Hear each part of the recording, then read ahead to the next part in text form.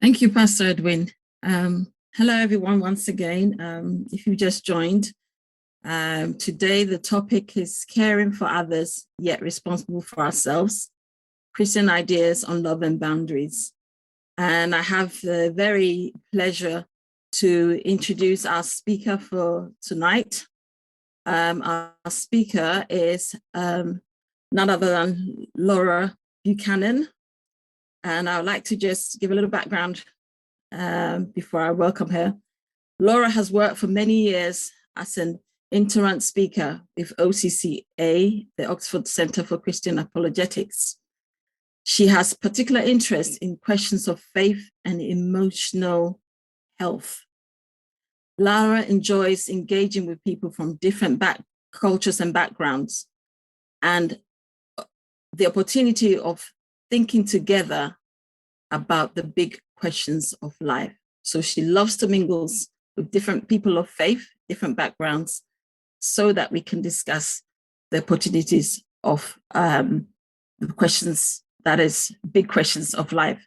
So we are, she's in the right place for us tonight. And so we really welcome you, Lara. We say thank you so much for taking the time out to be with us today. It's a real privilege to have you here. Thank you. So without further ado, sorry, let me. Yes, say welcome, Lara. I was just saying hi, everyone. Thank you for having me, and it's a privilege to be here with you tonight. Thank you, Lara. So yes, so now we want to listen to a talk by Lara based on the topic that I've read out. Please, Lara loves discussion. She's eager to share.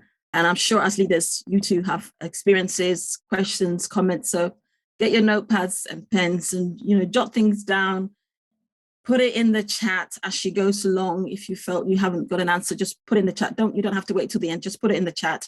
And so we can, run with it. We're fortunate to be in the same room. So let's go with it tonight. And so we get the maximum out of it. So do put things down, and then we will discuss it with Lara.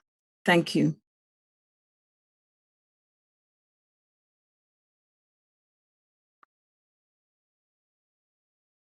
Hi, everyone. My name's Lara Buchanan, and it's wonderful to have the chance to join you tonight as part of the series that you're doing looking at big questions within the Christian faith. Thank you so much for coming, and I look forward, after this obviously recorded talk, to being with you live. And I'll be joined by two panelists, and together the three of us will facilitate a conversation after this. So while you're listening, please do have a pen and paper handy, and if there's anything I say that you have a question about or you want to disagree with, or just sparks a thought, please write it down, and just really look forward to hearing your thoughts as well and having a really good discussion after this.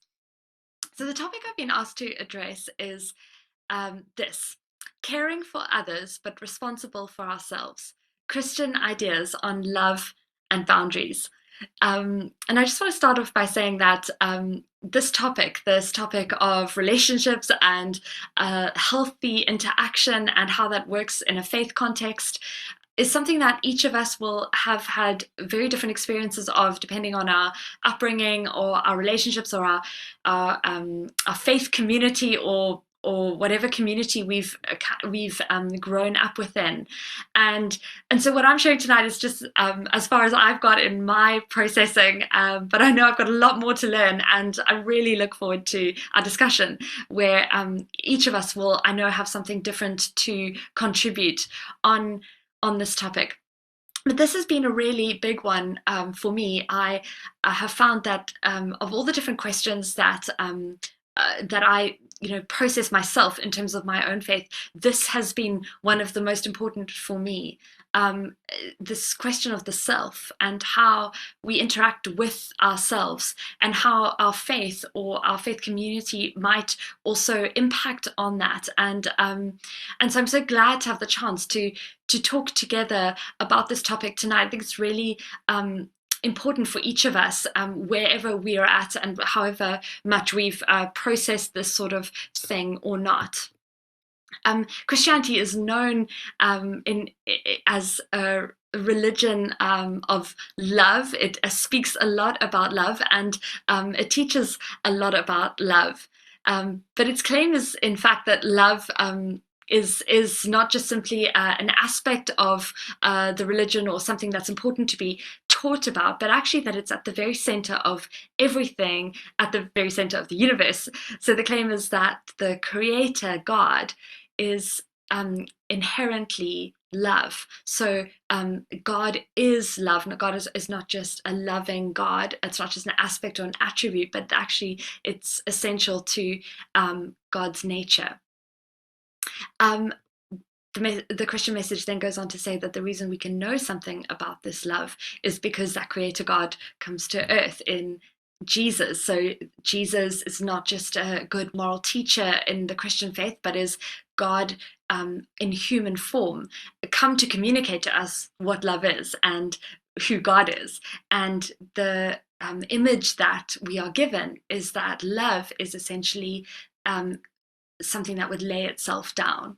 Love is self-giving, and the Greek word in the New Testament, which it seems that the writer Paul actually coined for this particular type of love, is agape love, self-giving love, and it originally meant to lean towards a sort of proactively a self-giving love. Now, this can all sound great, but there have definitely been critiques over time about this. And as I said, this is something that's raised questions for me. The atheist philosopher Friedrich Nietzsche strongly critiqued Christianity on its ideas of love, saying that it unhealthily elevated weakness rather than power. In Beyond Good and Evil, he says that life itself is essentially appropriation, injury, overpowering of what is alien and weaker.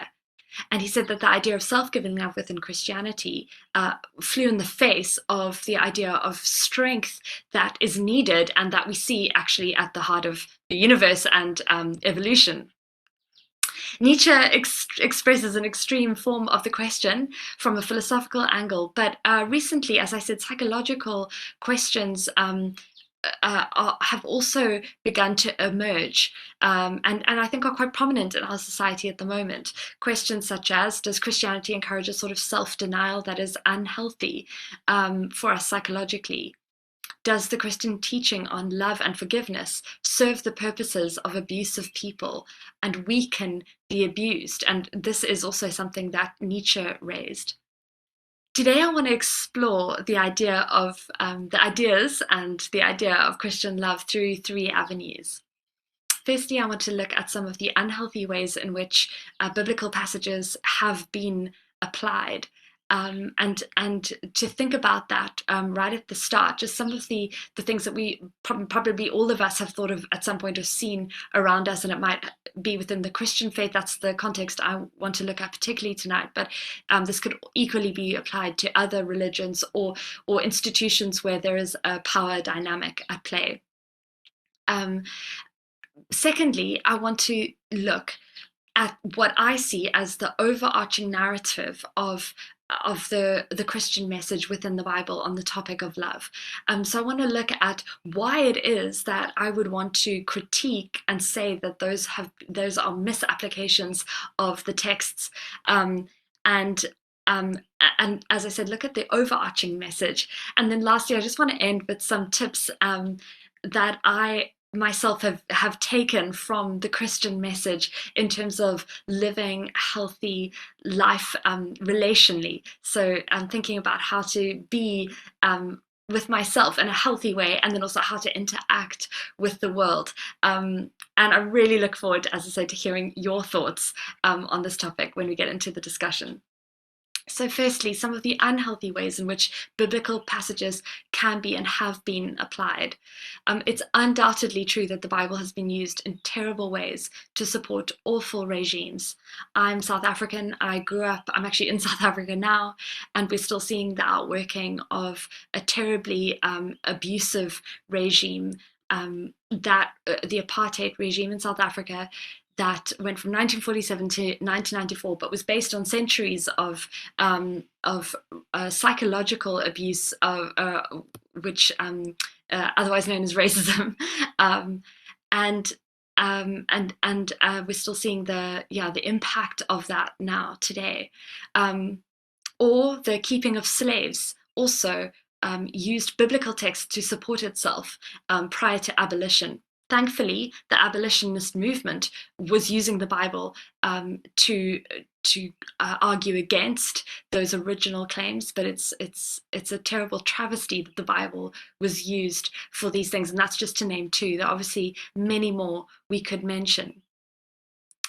But I think some of the more subtle and psychological abuses that come from the biblical, that have been taken from the Bible and used in an abusive way, they can be harder to see, but are even scarier because of that. And usually the overt forms of oppression also appeal to these more subtle versions. And the reason I say that they are quite scary is because they use the tactic of convincing the victim themselves that the abuse is right, justified, and deserved. Here are just a few of the ways in which these more subtle abuses can be seen. Texts that come from the Bible, but used in extremely damaging ways. A person who is being abused, being told, as per the Sermon on the Mount in Matthew and Luke's Gospels, to turn the other cheek. A husband or a wife who is experiencing cruelty from their spouse, being told that the Bible says that they should not keep a record of wrongs, from 1 Corinthians 13. A young person who feels that they're not worth very much, being told that they should lay their life down for others, as per Philippians 2. Someone who struggles with narcissism, telling their friend that they need to help them once again, and reminding them that Christianity says that love is self-forgetfulness. To the extent to which the Bible and Christianity has been used to play into any individual person or group of people's sense of worthlessness, which would keep them from standing up to abuse, from expressing appropriate boundaries, or from finding the confidence to find out what their passions are and pursue those passions. I completely agree with Nietzsche or Carl Jung or any other psychologist who would bring a critique against Christianity.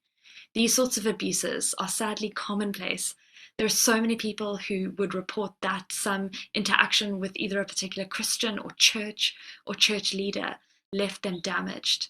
The number of stories of physical, sexual, spiritual, or psychological abuse from within faith communities is devastating. And just this last year has proven more examples of that, which have broken my heart and which make these sorts of conversations all the more important.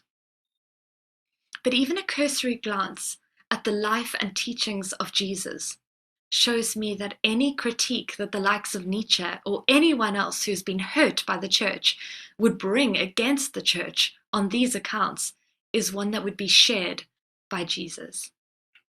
Jesus himself was constantly standing up to and challenging the abuses, especially the subtle abuses of the religious leaders within his community. The four gospel writers, two of whom were two of Jesus' closest friends, and two of whom, the other two, we know got their information for their books from two of Jesus' closest disciples and co-leaders, record how often Jesus reprimanded them, his friends. So he didn't just reprimand people who were disagreeing with him, but from within his own community, he challenged his own fellow leaders and friends and challenged them about their own blindness to their own desire for power over others and for the way they used prejudice against certain people, for example, women.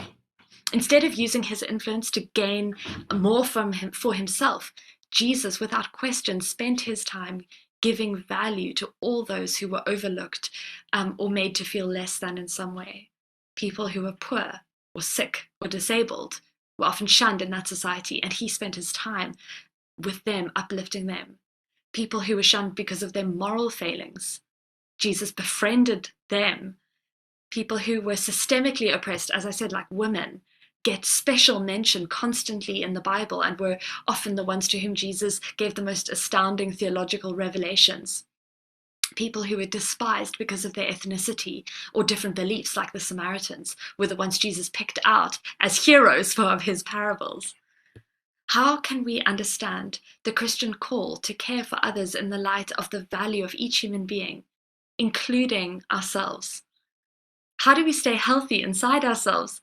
How do we recognize the difference between healthy care for another and something that is unhealthy? For example, codependency, or focusing on others out of a sense of guilt or a need to be maybe approved of by God or people within our community. And when we do this to the detriment of our own health, how can we distinguish between true love, a love that is healthy, that is coming from a place of health, and some of these pseudo expressions of love that are actually unhealthy for us as individuals and for us as communities?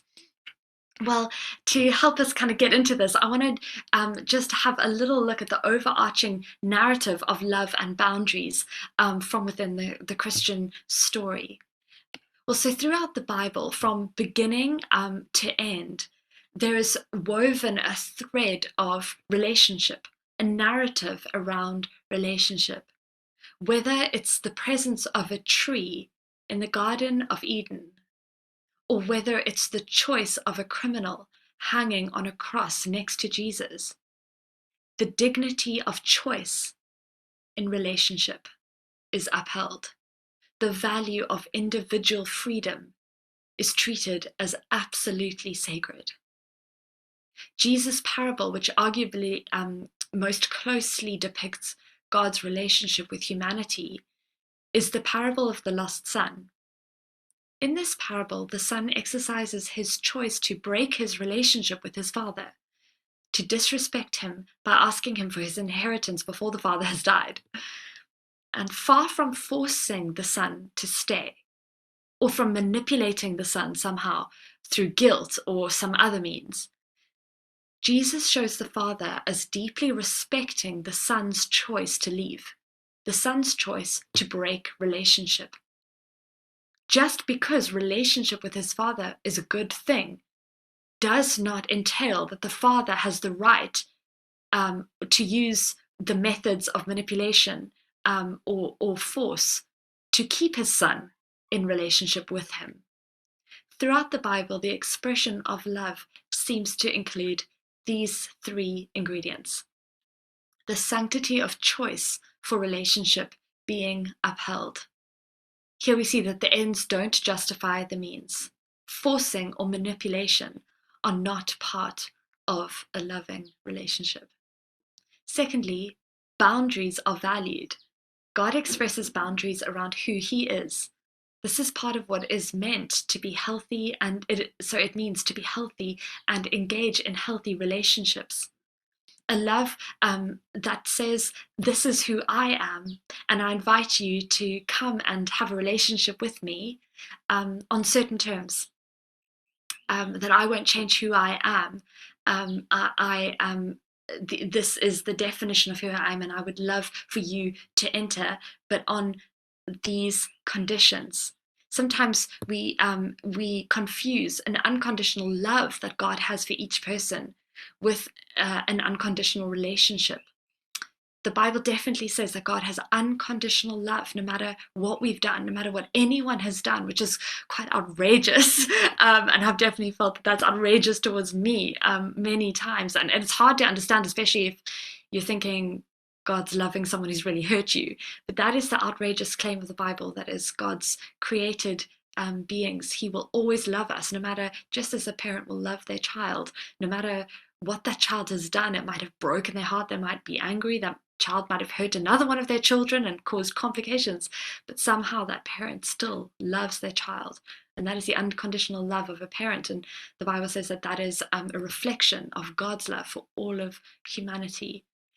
And yet it does not mean that the relationship that he offers is unconditional. The relationship that he offers is conditional. And yet he invites each one of us into it. That is the claim of the Bible. And then thirdly and lastly, consequences are part of the relational dynamic and the dignity of choice. mentioned the parent-child relationship there. Consequences are a really important part of healthy dynamics, and that's something we see in the narrative of the Bible. So 3 things: the sanctity of choice, upholding of boundaries, and the valuing of consequences.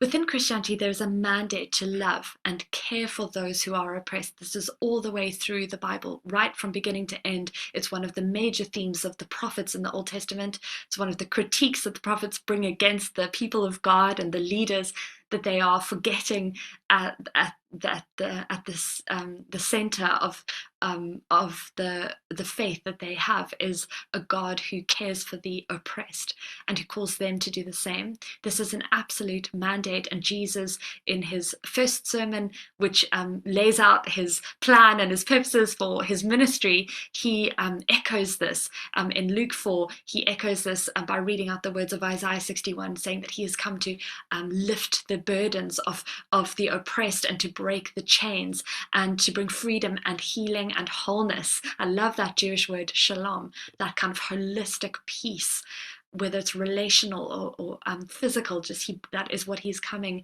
to bring. So that's absolutely something all the way through the Bible that is expressed, and even a love that can, even as God does, look at those who we might even see as our enemies and want the best for them, have love for them, pray for them.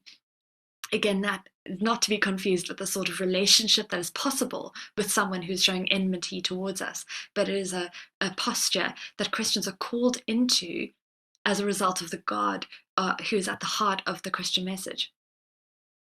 But as I say, in Christianity, this love very much includes the idea of holding our own boundaries. This is what it looks like to actually care for someone else without taking responsibility in an unhealthy and in an inappropriate way for them. We might have all sorts of responsibilities towards other people. And the Bible tells us that we do. And that's what it says when it talks about caring for the oppressed. Yet even there, we are not responsible for anyone other than ourselves. So we have responsibilities too, but we are responsible for ourselves. True love and respect for others recognizes that they are responsible for themselves. And as a little caveat, this is something really important for us to understand, even as someone who's being abused. To come in and try and override their will and save them from a situation actually can cause more damage. To help them, to support them, to help them to have a sense of worth that helps them to want to stand up against the abuse themselves. It can be one of the most amazingly beautiful, caring, loving, and empowering things that we can do. I'm not an expert, I should say, but this is something I think we all have lots to learn about, and I realize there's a lot more to say there, but just wanted to throw that in as a caveat, or as an additional example of how it's important that each person is given the dignity of knowing that they have responsibility for themselves, and we have the dignity of knowing that we are responsible for ourselves. There's a helpful phrase in the book of Galatians, which can help us to understand the difference between these two things as well. It says in one verse that each person we should help to carry each other's burdens. But then it says in an earlier verse, just before that each person should carry their own load. And the Greek words for burden and load here actually separate out a weight that is, on the one hand, impossible to carry without assistance from others, and on the other hand, is like an easily shoulderable burden, a kind of a daily backpack is one way of thinking of it. And the implication here is that there are moments in life where it is literally unbearable for a person. Maybe they've lost someone, or some terrible event has happened, and that is the case in which we should come and shoulder that burden with them. But we can separate that out from a daily load and the daily responsibilities of each of our lives, for which each of us are separately responsible. And in that case, we should not be expecting that other people should shoulder the burden that we have, or the responsibilities that we have in our daily lives. And we can talk about some of the examples of that later if we want to get into that. But that might be around our jobs or our families or those sorts of responsibilities. Now, this is not obviously including people who have certain circumstances that actually make it impossible for them to carry their own load, and that's a different scenario that could actually be put more in the category of a burden. But the idea here is that there are times when we need to reach out to each other and support one another. But similarly, there are things in our lives that each of us is responsible for, and we shouldn't try to shift those onto each other. One example might be that you might feel that you need to be there for someone, but it seems that they are living in a constant from crisis to crisis. And that might just be an indication that actually they are putting their daily load onto you. And it might be that those are things that they want to actually or need to take responsibility for, and you would be loving them by not taking on responsibility for them in that way. So one last example, just from Jesus' own life, we see that he was someone who spent lots of time caring for others, caring for their needs, doing exactly what we're saying, looking at the unbearable needs of his community and seeking to meet those, and showing the way in which, as a community, we can do that in beautiful ways for each other. But Jesus was sometimes pressured. There are a number of occasions in the New Testament where we see, again, the gospel writers record that they themselves tried to pressure him to go here, go there, meet certain needs, even his closest friends, his mother even, at different times. And we see Jesus saying no. And it's really interesting. These were real needs. They were needs that did require help. But it's interesting that Jesus didn't necessarily expect that was his particular job to lift at that time. And that's another thing that's really important to notice in the Christian narrative around helping and loving and caring for others, that Jesus resisted coercion. And he made a choice within himself. And I'm going to get to that now as we get to some of these practical points.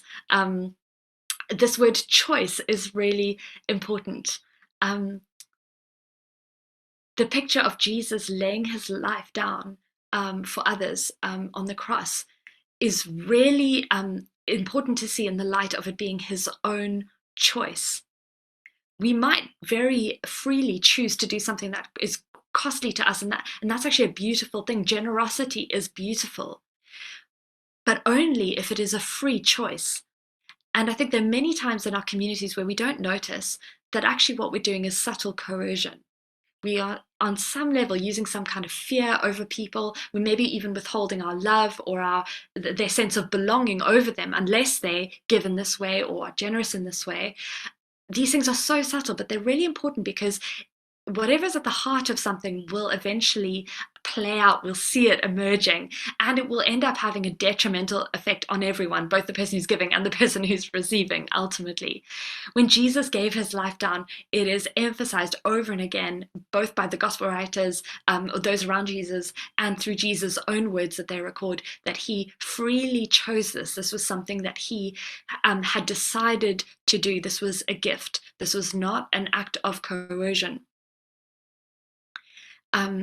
And I just want to speak here to the question that Nietzsche raises about weakness and power, and to say that a freely chosen act of love which is a sacrifice in the interest of someone else, I think is far from being weak, is one of the strongest forces for good, both in terms of our own experience of life and in society. But only if it is freely chosen. If there is any coercion, if there is any a power dynamic that is creating that, then that is the opposite. And I would agree that is absolutely dangerous. And that's why it's so good that it's something that we discuss. But what does it mean for love to be a choice? I want to just end with looking at all of this in a practical light. I want to think about some tips that we can use to discern what is motivating us in a decision to give or to show care for others. How do we take responsibility for ourselves and then express a type of love that has boundaries? I'm going to, again, pull from some of the biblical ideas in order to do this, but I've just got 10 of my top tips on this. I hope they're helpful, and we'll go straight from this into our discussion. So how can all of what we've looked at in terms of the some of the unhealthy, damaging ways in which the text can be used, and the overarching narrative that I've been looking at in terms of the Christian ideas of love, how can all of this speak to our day-to-day lives and how we attempt to live healthy lives and in the way we interact with ourselves and with others? The first thing I think could be to sit down and have a good think about whether in the past or in the present we have had an experience of coercion, where we have, and it might take some thinking because some things might not initially seem coercive, they might seem like they're just encouragements. But times when on some level we felt afraid that if we didn't do X, Y, or Z, for whatever reason, that reason wouldn't be accepted, that we might be thought of as selfish. And where we kind of hid that part of ourselves, and when we actually wanted to say no, but we said yes instead, it could be just helpful to sit down and see if we can try and just remember some of those instances and journal some of the feelings that you felt around that. Secondly, we might want to think about family or friends or colleagues where we might be even unconsciously exerting some sort of coercion on them. Are there any people in your life where you think on some level maybe there's a guilt dynamic with them, or you think that they might be even a bit afraid of you or your opinion of them, that you might be holding that over them if they don't do X, Y, or Z? That could be a second thing just to journal around and think through, and then ultimately maybe go and talk to someone about. Thirdly, it can be helpful to just consider power dynamics in all of our relationships. Are there people notice that you feel powerless around? What is creating that power dynamic? And are there ways that even just internally, in terms of your sense of self, you could maybe counteract that? Are there some beliefs that you have about yourself whenever you're around that person that can make you feel maybe less than? Or maybe it's the other way around. Maybe you think of yourself as better than that person. And just to think about what some of those societal power dynamics might be, and just again, write some thoughts around that. How could that be playing into maybe some unhealthy relational dynamics between you? Fourthly, a helpful verse from the Bible that says that each person should decide what's in their heart to give can be a springboard to actually making some proactive choices in our lives. So if you were to think about deciding in your heart, quietly, without the influence of anyone else, what you actually want to give, whether that be with your money, with your time, with your investment relationally, to sit down and actually, what would it look like to sit down and look at different areas of your life and decide whether it's your volunteering time, or as I said, money, or whatever else it may be. What would it look like for you to sit down and think, if I just chose actually what I wanted to give, what would that be? And maybe have go through a paring back time if you actually feel you're giving too much to one particular area. If you're honest, you don't actually want to give that. Maybe, and if you have a faith, talk to God about that. Talk about what it is you actually want to give. The Bible says, give what is in your heart to give. So that could be an interesting exercise as well. Just to quickly, fifthly, mention another one of Jesus' parables. It's interesting, in the story of the Good Samaritan he sees a man who's on the side of the road and who's in need. And he wants to reach out and meet that need. But it's really interesting that this Good Samaritan doesn't assume that he has to meet all of this man's needs, similar to what I was saying about Jesus earlier. It's just interesting. This is the picture Jesus gives of caring for one another and loving our neighbor and living out the greatest commandment. But in this scenario, the man doesn't do everything. He takes him to an inn and he pays for him. He makes sure he's safe. But then we're told he leaves him. And he goes on and does his business, and he comes back and he checks on him. It's just really interesting that that's included in Jesus' story about what it is to truly care. You don't have to do everything. None of us are called to do everything. And sometimes there can be a burden that we feel that way. Again, this links into that idea of thinking, what is mine to give? What do I have that actually feels like I'm giving out of my resources, not giving out of nothing, that is within the capacity that you feel maybe God has given you? and you give from that. Sixthly, Jesus was one of the first people to make the link between the care that we show for ourselves and the care that we'll end up showing to others. This parable that I just mentioned, the parable of the Good Samaritan, is told off the back of his famous answer to the question, what is the most important commandment? He says it's to love God with all of who we are, I'm paraphrasing, and to love one another as we love ourselves. We cannot love others well if we don't know what it is to love ourselves. As Jesus points out, if you want to love another person well, you have to understand how to love yourself first. I've noticed that it's very true that whatever, so it's quite deep, but like if you ever have any areas inside yourself where you have some sort of self-loathing or hatred, that spills out to other people. In psychology, that's known as projection.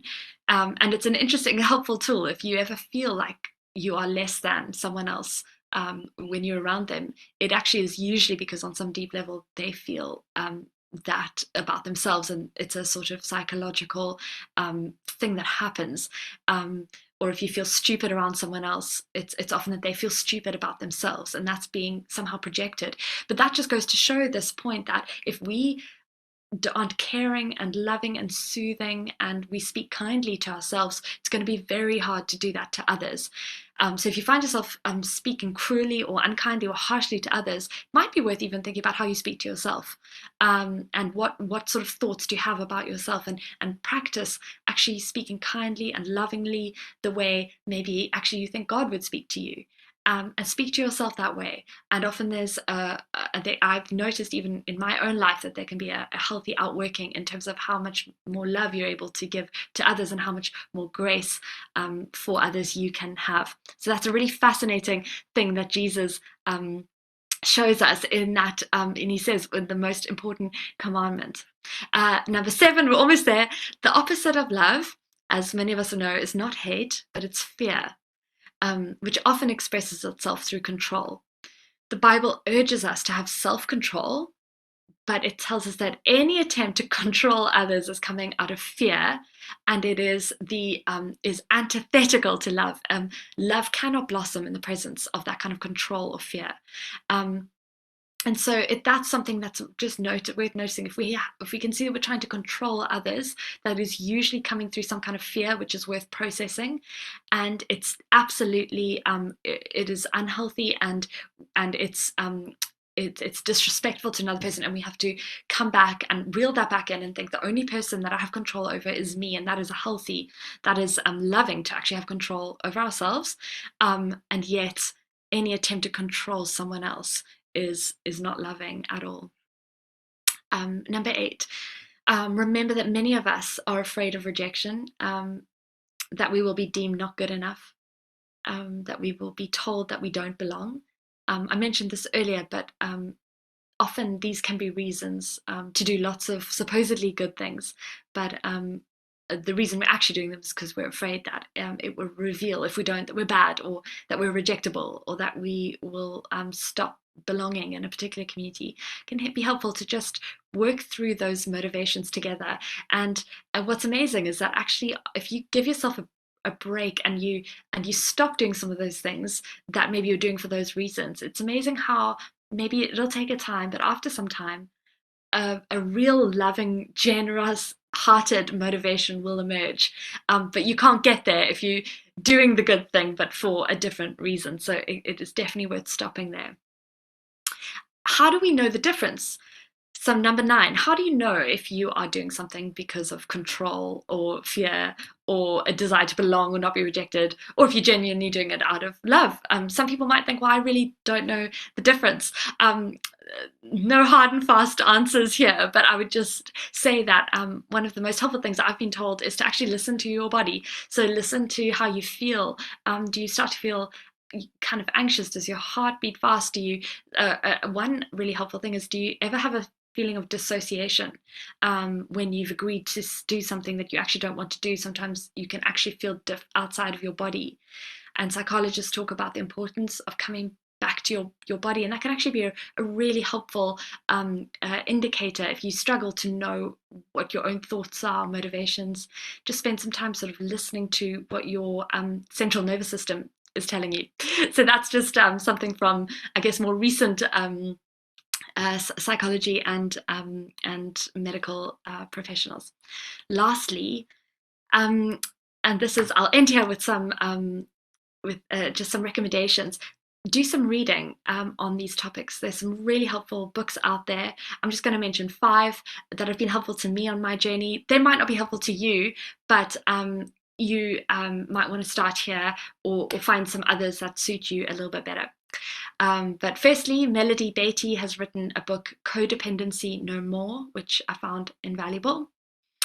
Secondly, The Emotionally Destructive Relationship by Leslie Vernick, looking at some of these features that I've mentioned. Thirdly, Redeeming Power by Diane Langberg, which looks more at some of the power dynamics within the church. Fourthly, Boundaries by Henry Cloud and John Townsend. This is an older book, but still has some good foundational theory around love and boundaries, especially within the Christian worldview. And then lastly, A Church Called Tov, slightly different, by Laura Barringer and Scott McKnight, but it just, again, looks at some of the way in which these unhealthy patterns can play out and helpful ways to identify them. Thank you so much for listening. Got a little bit over time, but hopefully this will spark us. It will spark a good discussion, and I shall see you live in a minute.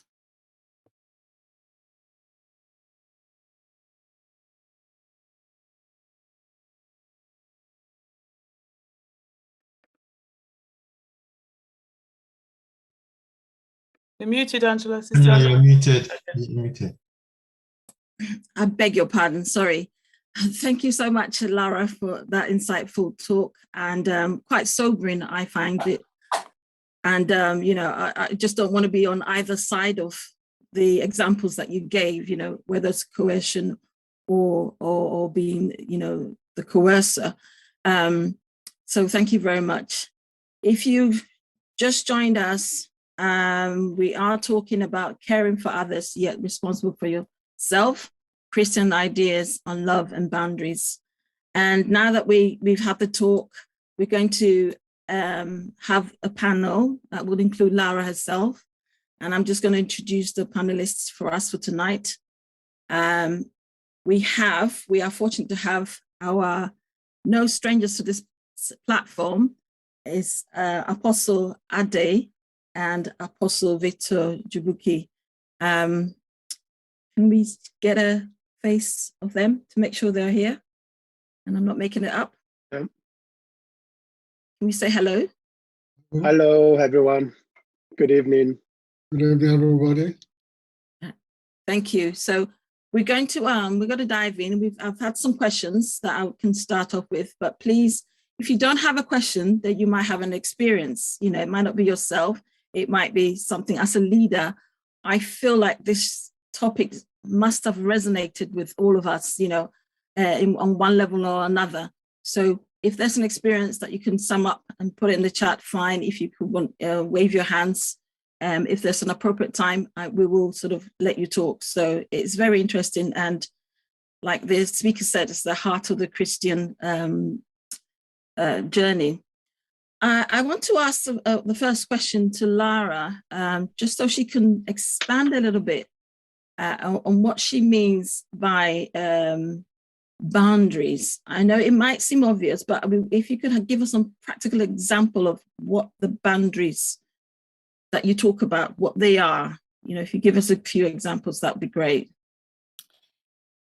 Yeah, absolutely. I think, one of the most helpful ideas around boundaries for me actually does come from one of the examples used in the beginning of my talk, is the tree in the Garden of Eden is an example to me of a boundary that God gave to us actually in relationship. So it's an expression of the importance of free choice within relationality, and it's in one way one of the best examples, because you know, if there was ever a reason to not have a boundary, you would think it would be with God. You know, God is surely, you know, for human beings to have a relationship with God is going to be the best thing for them. So if there's ever a reason to say to human beings, well, you know, I'm not going to give you the boundary of a free choice, it would be then.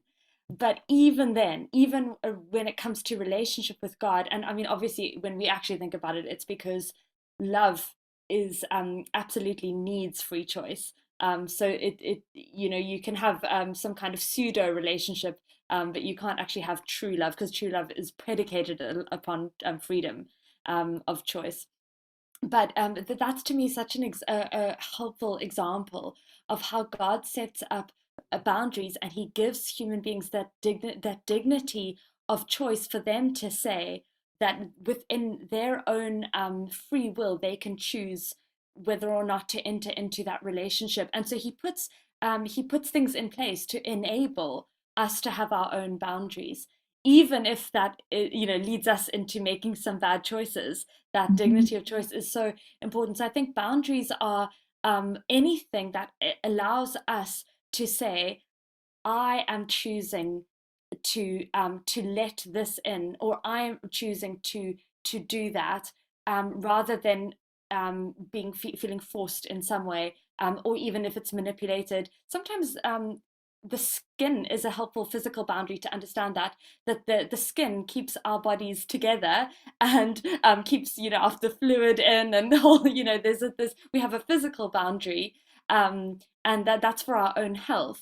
But you know, one of the helpful things is to also think about boundaries as porous, that we can let things in, but the real point about a boundary is that there's a choice, that there's something that marks out you saying, this is what I've decided I will allow into my life, or in another way that I will do, and I have the individual freedom, and it's the sanctity of choice in every scenario that God has given each one of us. But the problem is that with the fallenness of the world we're in, a lot of us grow up for many reasons in emotional survival mode, feeling like we don't actually have choice. And that's actually a broken version of what God has created. And so we end up doing things to try and survive emotionally or in society. But God wants us to come back to knowing that he's given us choice, and actually believing that within that we will want to choose to give to others. I'll stop there. Thank you so much. Yeah, so the sanctity of choice is a big one that we can all relate with. There's quite a lot of questions coming, so I'll move on to the next question. I hope that clarified it for the person that asked that question. There's a question here that I would like to address to Pastor Ade, if it can help us. It says, if love is one of the central messages of Christianity, should boundaries exist for leaders who are meant to be shepherds that care for the member? That's Apostle Ade. Thank you very much for that question. It's a very good question. I believe boundaries are necessary to protect the caregiver and the recipient, in the sense that one thing, you cannot give what you don't have. Place. And there's a limit to human capacity and human capability, and resources are not boundless. So it's good to establish what type of help or assistance that somebody is asking you to give. Because if you do not establish that kind of assistance, you can just plunge yourself into, or plunge yourself into it head on, without and in such a way causing a damage to the person you are trying to help. You need to first of all determine what kind of assistance they are asking for before you go into it, so that one doesn't go into that blindly. And because if you look at Jesus Christ, when he saw the blind man, he knew he was blind. He asked him, what do you want me to do for you? And also when he saw the man by the pool of Bethesda, he asked, do you want to get healed? So it's good to establish what you want, what that person actually needs before plunging yourself into it. So it helps you as a caregiver, and it helps the person who is receiving it to have a proper relationship, so that you know what you are giving is what they're asking from you. So that's my response to that. Yeah. So would I be right to say an example might be, just because you're shepherding sheep, as it were, it doesn't mean that they should expect you to wake up at 3 a.m. to come. If you can, of course, but if you can't, would that be an acceptable example that, we shouldn't expect pastors to be running around helter-skelter to our every need, beck and call? That's just an example. Yeah, boundaries are necessary to prevent abuse and accusations as well. So, Okay. you should be able to establish what time is available for you and what your capacity is. Yeah. The need that is required of you. Right. Yeah. Thank you very much for that. And again, I hope that's clarified it for the person that asked this question. There's another question that says, as leaders, at what point do we tell a member in need to carry their own load? And how can this be done without causing offense? Is there even a time that we can say to members, carry your own load? And how do we do that without causing offense? Apostle Victor, please. That's a very good question. I'm not sure what is meant by carry your own load. That means different things in different circumstances. But I do agree that as a leader, you should know where your limits are, and you shouldn't do everything for people, right? They should be able to do things for themselves as well. So, for example, as part of our church outreach, my wife and I go out, and on Saturdays we would give out clothes and food to those who are rough sleepers or who are in need generally. Now, we often come across many who are homeless. Some have just become homeless that very day as we arrive there.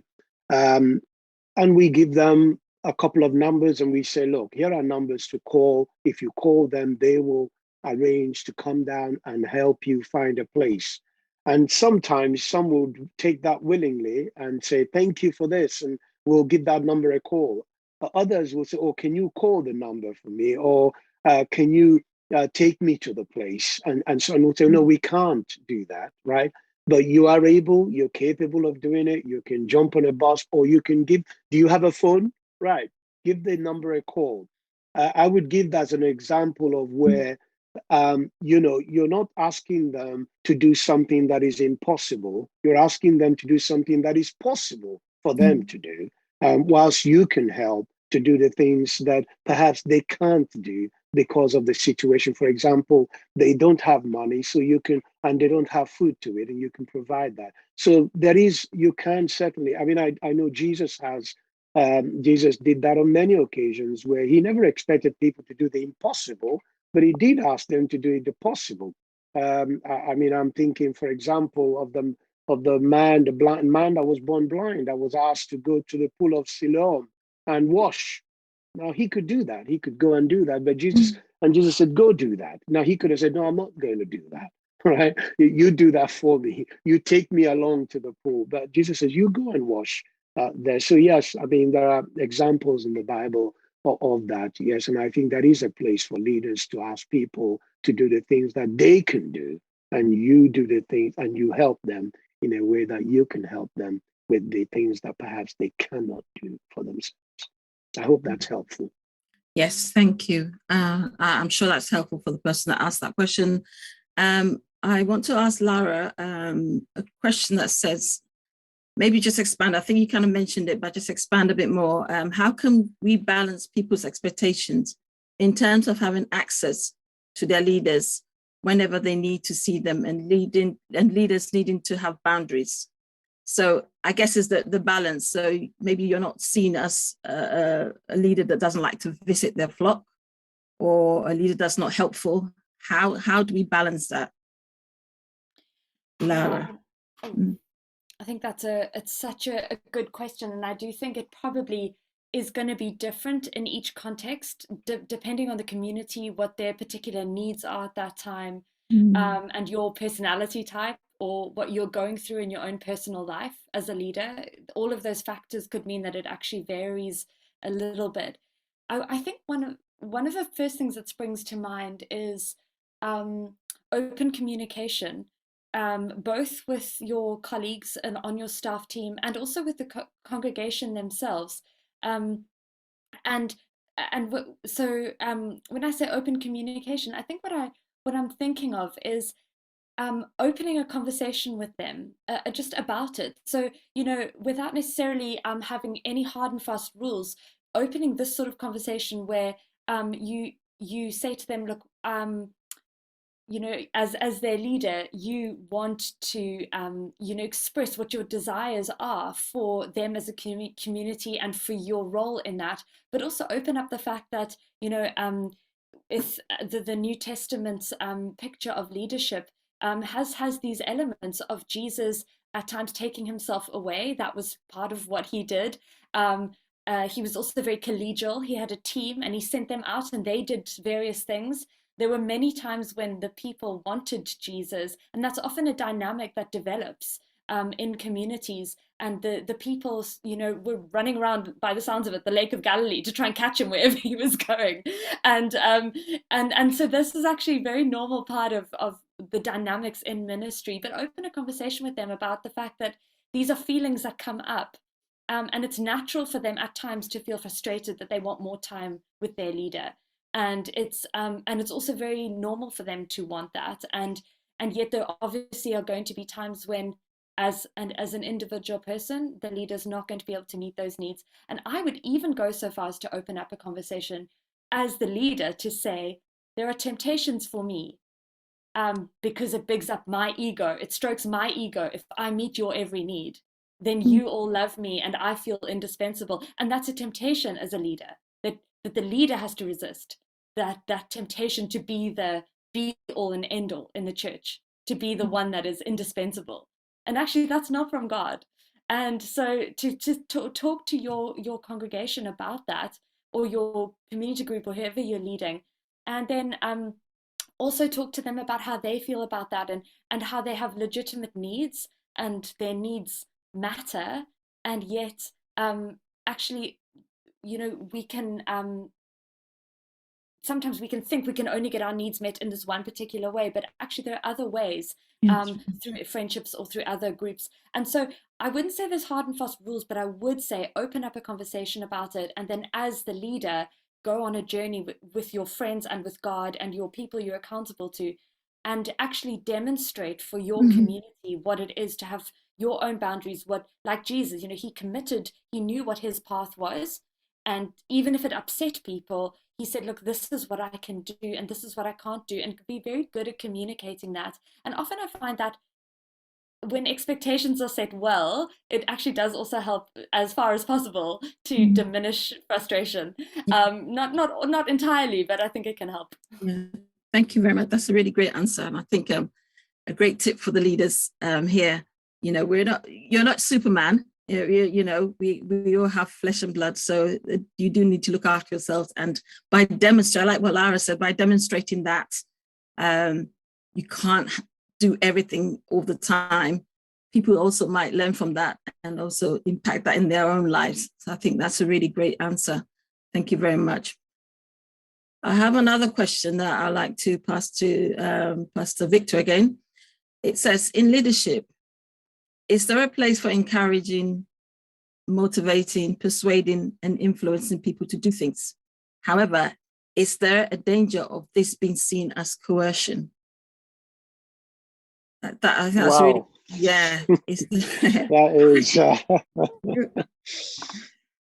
That is a very, very, it's a good question, but it's also quite an important question, because part of your job as a leader is to encourage, to motivate. That's your job description. to motivate, to encourage, to empower, to bring people into ministry, to help them to discover their God-given gifts and demonstrate that and grow in that. And that requires a certain amount of, what do I call it, suggesting to people what they might do, or even giving them tasks to do, and so on. Yes, of course, there is always the danger that in doing that as a leader, in other words, in encouraging and enlisting people in the army of the Lord, as it were, and bringing them into ministry and giving them things to do and encouraging them to go for it, that it might come across as coercion or manipulation, or even what they call undue influence. In other words, people are doing stuff that they might not want to do. There is always that danger. We live in a fallen world. Lara says that very clearly. We leaders are not perfect, but they've got to do what they believe is right, which is to help bring people along.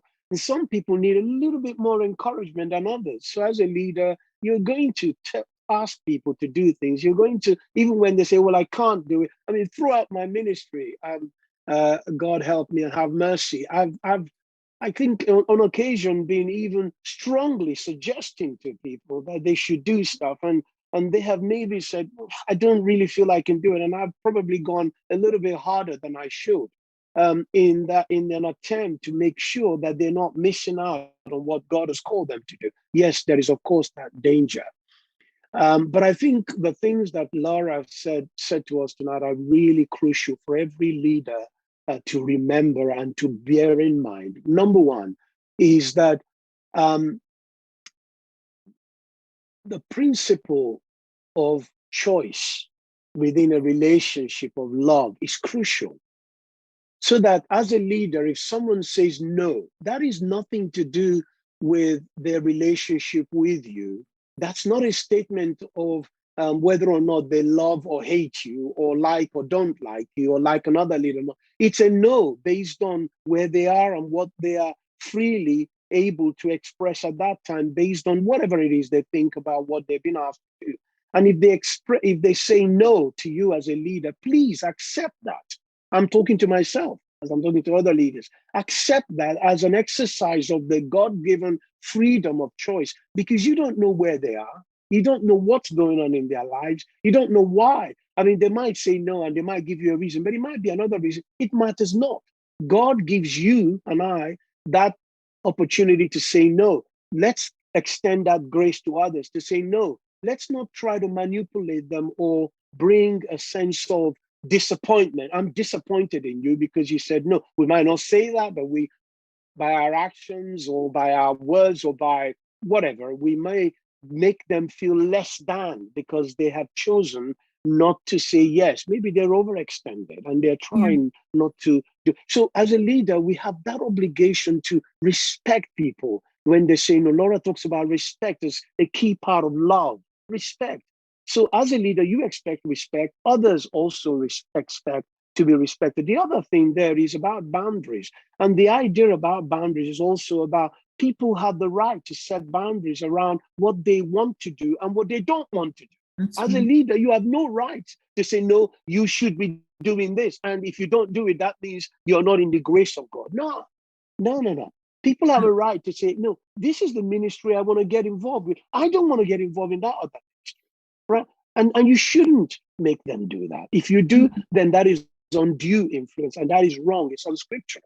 Just like God wouldn't make you do anything that you don't want to do. And that final point, and there is another key point about this idea that, let me see how I can put it. This idea that because I love it, the way Lara puts it, and I want to put it, I'm sure she can do it better than I. This idea that there is a difference between unconditional love and conditional relationship. So this idea that because someone loves you unconditionally doesn't mean that their relationship with you doesn't come with terms. That's really crucial for us to If you really understand, if I can get to understand this, I think it will make my life so much easier and much better. In the sense that as leaders, we often make people feel that if they love us the way they seem to love us, that means that they should have an unconditional relationship with you. There's no terms. You should be available to me. I'm talking as a leader. I'm talking, I know our questions were the other way, but I'm talking about as a leader, you feel that the people that you shepherd should have a relationship with you that have no terms. All right. And that's a definition of their love for you. No. People can have a relationship with you, just like you can have a relationship. A parent has a relationship with their children. Let's put it this way. If I have a child in my home, I have a right to say to that child, if you're going to live here, you have a relationship with me, then these are the terms. It matters not about the love I have for you. That's unconditional, but these are the terms. It's the same way. If I'm going to come to worship in this church, I want to worship with this church on these terms. Why not? What is the problem with that? No problem at all. All right. But that doesn't mean they don't love the church. Well, they've defined the terms, and that's good. There is nothing unhealthy about that, right? What we have to do as leaders is to help people to grow in the knowledge of God's grace and God's will for their lives. And as they do so, God will reveal to them what they need to do. And as we lovingly shepherd them, I believe that people will grow wings and they will fly in God without manipulation, without coercion. We just need to be where we go, people are. In other words, where they have the need, we minister to their need. Where they need encouragement, we encourage them. Where they need to be enlightened about God's word, we do that. As we do so, I believe God will bring them to where they need to be. We do not need to force people to do anything. If we do, then they will do it, but that is not scriptural. That's coercion, and that's wrong. I hope that's helpful. That was very helpful. You exhausted it. I was going to pass it on to someone else, but you've actually exhausted that question. And thank you for speaking from your heart and with passion on that one. We've got very little time left, but this is quite an important one. So I'm going to ask Pastor Ade on this one. What advice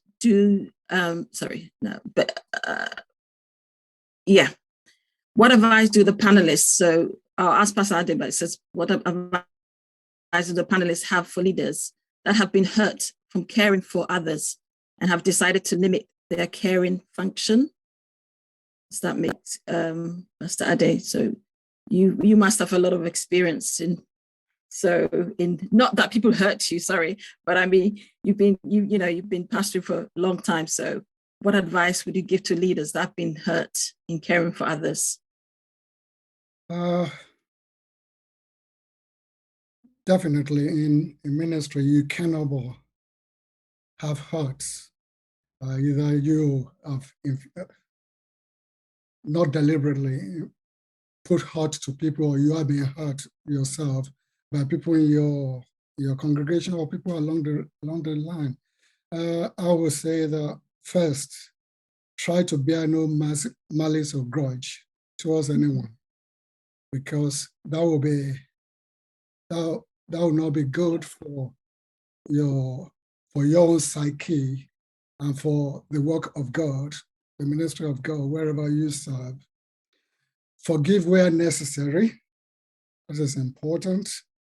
Unburden yourself to the Lord who has called you, and also allow yourself time to heal. So in my own experience, when I've had hurts, I've first of all tried to keep most of the hurt away from my wife, because that would damage her the more. So I've tried to internalize it, but I've had people around me that I could share with. I have close friends that I could share with, that I could share my hurt with and pray with to help me overcome the hurt. And I suppose that is very helpful for whoever is in that kind of a situation. Hurts will definitely come because we're human beings. We always have one reason or another to step on someone's toes, or somebody steps on our toes, and we just try not to sulk before the whole church. And then find a way of forgiving. Don't hold grudges or malice, and take time to heal. Thank you. Lara, what would you say on the same advice? Yeah, I was just thinking it through and trying to think about all the different scenarios that I've also just sort of felt like I've, bounced through in different situations. And I don't know if this is helpful to anyone, but I think for me, I'm thinking of two different types of hurts that I've experienced. And, the one I think has actually come from, and this is why I feel really passionate about this issue, is actually me feeling like I've been taken advantage of. And that might have happened, but actually what's at the root of it is I didn't feel able to actually express what I was really feeling and to process what that was about. And I've tried to say some of it in that talk, but a lot of what I was saying has come from my own processing on these issues. And that a lot of the pain that I've experienced in those situations has come because I think on some level I didn't know myself. I didn't know who I was. And I felt and if you don't know who you are, it's actually very hard for other people to know who you are. And then you can feel all resentful and angry that they've sort of maybe said things that are really hurtful to you, or they've assumed that you can do something that you actually don't feel like you can, and you feel like you've been railroaded or like someone's just dominated you. And I'm not saying that there aren't things, I think that person might still have things they should think about in terms of wielding their power, and how to be maybe cautious and be aware of people. For example, me in that situation, I was feeling very dominated, and it was actually very horrible for me. And yet I went on this amazing journey of learning what it is to actually know that God has given me God-given power over my own life. I don't have power to control anyone else, but he has given me that power over my life. And I can grow in that confidence. But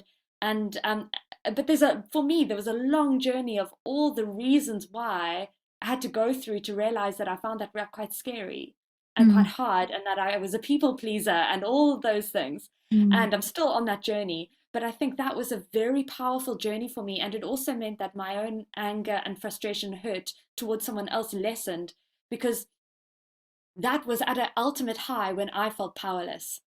That's when I felt angry, and even sometimes I've read in some psychology that violence, a lot of that can be attributed to a sense of powerlessness by the violent person, actually.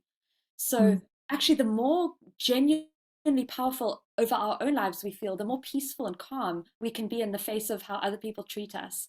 And we can speak calmly and quietly towards them. And I think Jesus is the perfect example of that. He was abused left, right, and center, but his own sense of well-being and worth seemed to be rock solid. And so for me, that's a very deep journey that I'm still trying to go on.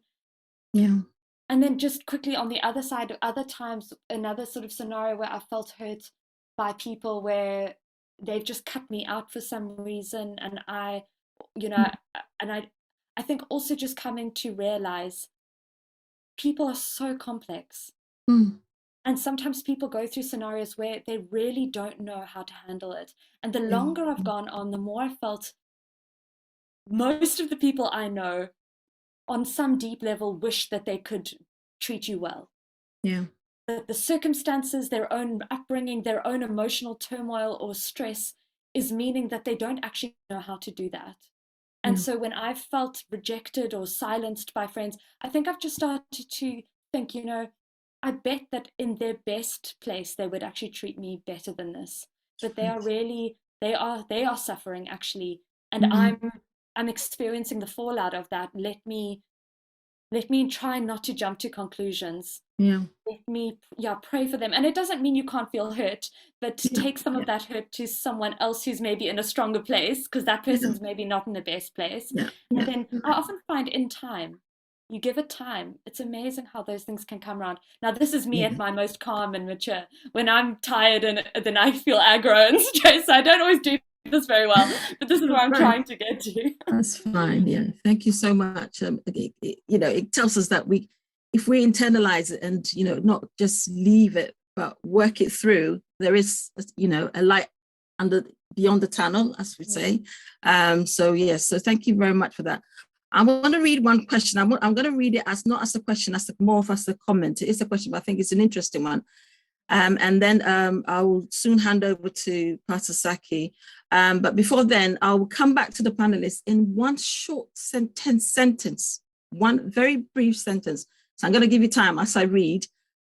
What is a takeaway that you want us to take away? And it has to be brief and short so we remember on this topic as human beings, as flesh and blood, and as all that we go through. What would you have us to take away and to think about and ponder? As I read this, please think about that, and it'll be very all in 1 minute. Then I hand over to Pastor Saki, who's going to pray for the leaders. Now, I want to treat it as a comment. It says, one of the things that requires the leader to set boundaries is because of the amount of workload from church work and attending to members' needs. That what can we learn from Jethro's advice to Moses in increasing leadership capacity to take up some of the workload? So what can we learn from Jethro's advice to Moses in increasing leadership capacity to take up some of the workload? Now, I'm not going to get the panel to answer this. I think we should all go home and read that chapter and think about the way the person put the question as well. Is it about workload? Is it about their own frustration? Is it like what Lara said, upbringing? There's a lot of complexity in this subject matter. So please go back and read. So I'm going to turn my face back to the panel. Pastor Victor, give me your one-liner that we can take away just so that we can bring the session to an end. Pastor Victor, then Pastor Ade, and then Lara. Just one-liners, what can we take away? What would you want us to take away to help ourselves in this caring for others and yet caring for ourselves? Jesus understood and accepted his own personal limits, his limitations are human. He accepted that, he understood that, and he walked in those limits, and he never was afraid to say no when he needed to say no. Amen. That's powerful. Please write it down. Let's take it with us because, we want to achieve something when we go back. Pastor Ade, please. Oh, well, you can't do everything. I'll just use a quote of Tony Evans. God is God. You are not. Get over it.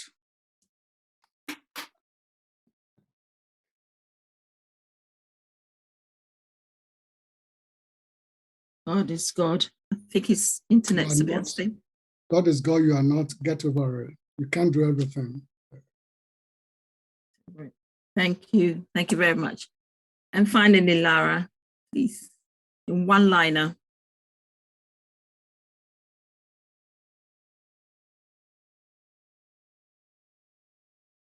God will love you always.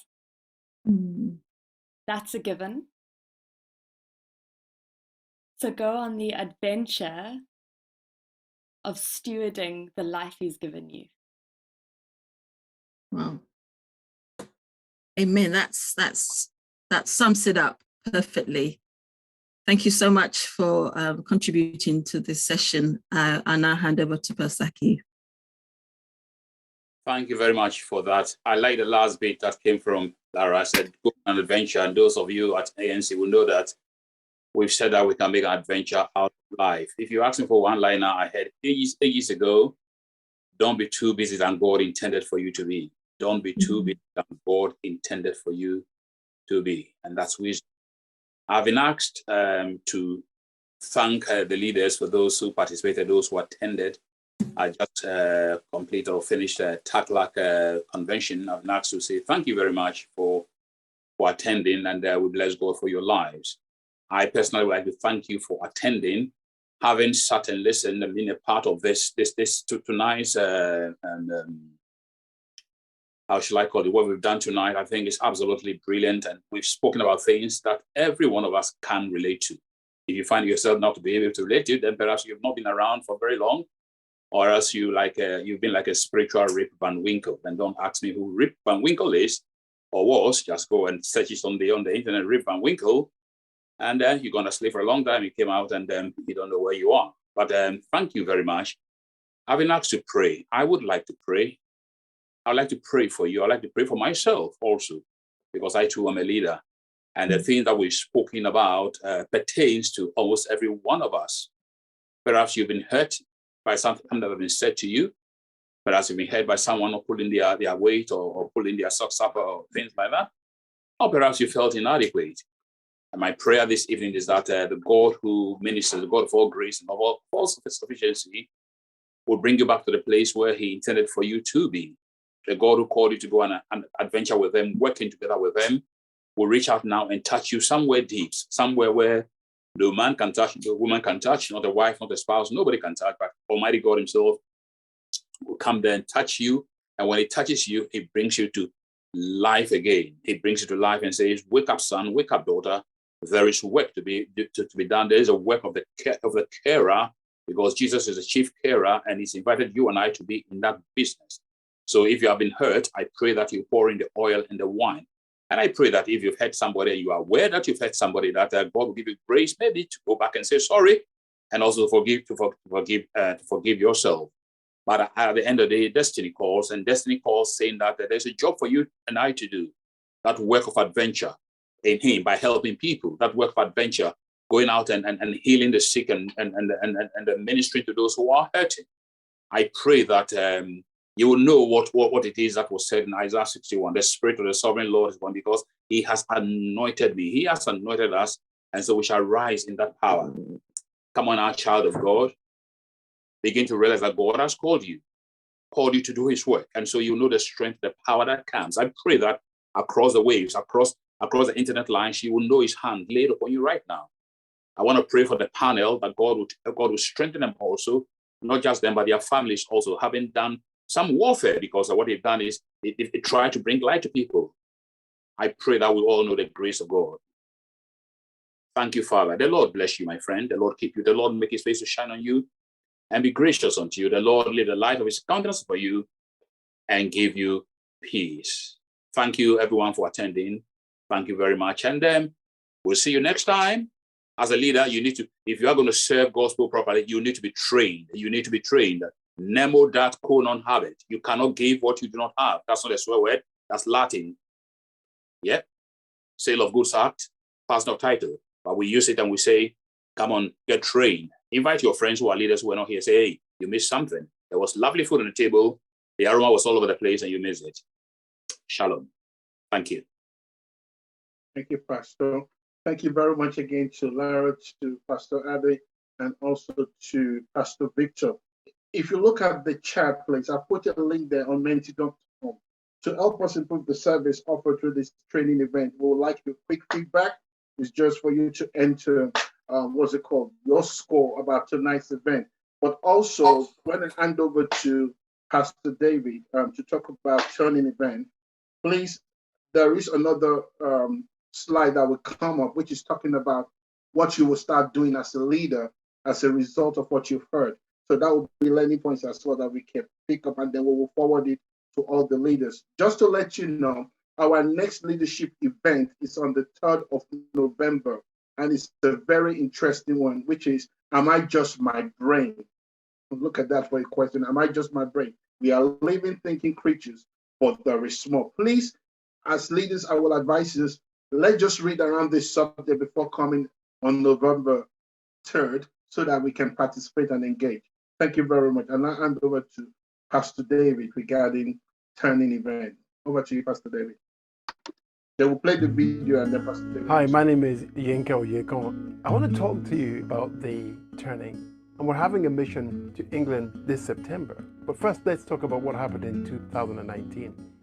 We saw 1,144 people respond to the gospel in just 7 hours of being on the streets of London. Just think about that. On average, we had 256 people going out for an hour every day on the streets of London for that week. In total, we saw 2,543 individuals recording a prayer of blessing over their lives. What a privilege it was to be part of something that God was doing in the land.